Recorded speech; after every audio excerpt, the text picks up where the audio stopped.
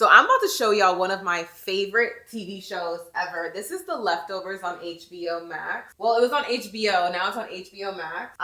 Let me start over because this is probably a pilot that they would not tell you to watch in film school. But in my film school, in my version of film school, this is the first thing that you would watch. Here we go. We're just gonna go through this together. Okay, we're starting with the baby crying, right? Notice. The baby is crying, the mom is on the phone. What's important here is not necessarily what she's saying on the phone, but just the fact that we realize she's doing a million things all at once. She's on the phone, it seems like it's like a customer service call. She's in the laundromat, she's doing laundry, she's had to go get coins, the baby is still crying. She's juggling a million things at once. She hasn't even had time to soothe her baby. This is the first time that we see her say, hey, shh. She's still on the phone, then she looks back, and then this happens. Pause! Let me get this away so you can see. The baby's gone. The baby is gone. Now, in this moment, when the baby is gone, she has to go through a moment of realization, right? That is the first stage of grief, shock. And as this happens, as an audience member, you're confused, right? Suspense. What just happened? You're in the mind of her. You're in her POV until the scale widens. Now we realize it's not just happening to her, it's happening to this boy over here as well who's calling out for his dad. Dad gone. And now it's not just happening to dad and her, it's happening here too. There's a car crash. This is happening on a global scale. And now we're realizing that we're in a show where people have randomly, mysteriously disappeared. From the opening scene, this show is about grief and how we process it. And this opening is so beautiful to me because it's like, when you go through grief, you don't take the picture perfect moments. You don't even think about that. You'll just take the moment where the baby was crying. That picture perfect moment is not even what you are looking for, right? You miss them.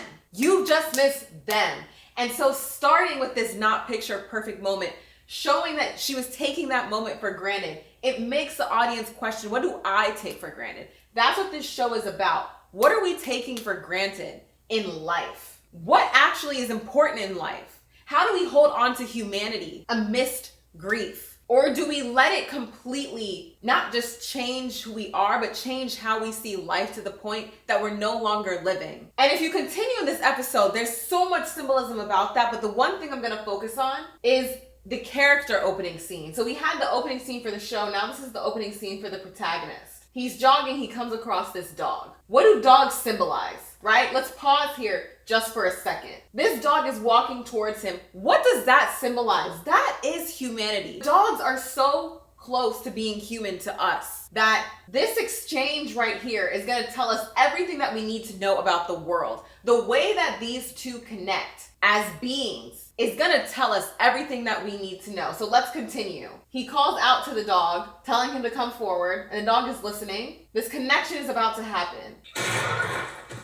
Pause. If this doesn't tell you about the world, then I don't know what does. But this is reflective of, once again, the state of humanity, the state of the world. For someone to be able to shoot a dog, number one, and get away with it, number two, we're no longer in the same world that we live in today. But also, metaphorically, there is this loss of hope in humanity. He physically denied this stranger a connection because it's not worth it to him. Why do you believe in humanity? That's what him telling the dog to come and let's connect here, that's what that was. That was a belief in humanity. And he's telling him to take that belief and shoot it in the face. There is no reason for you to have it. And amidst all the other storylines in this pilot episode, this is the one that sings thematically because it becomes his goal to find him. Because as he says later, you cannot kill our dogs. And continuing on the storyline of this dog, he tries to tell the owner of the dog that the dog was shot dead.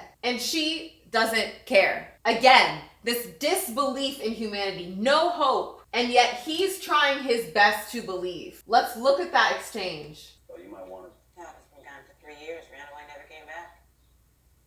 He was my husband. He's not coming back either. Pause. It gives me chills. And now let's continue to the very last part of this episode to show that this character is arced, right? Because this character started trying to save the dog with this hope in humanity, this belief. And then watch how he ends it. He's standing face to face with a deer, another animal. and a pack of dogs comes running and attacks the animal. And then behind him, here comes the same guy ready to shoot the dogs.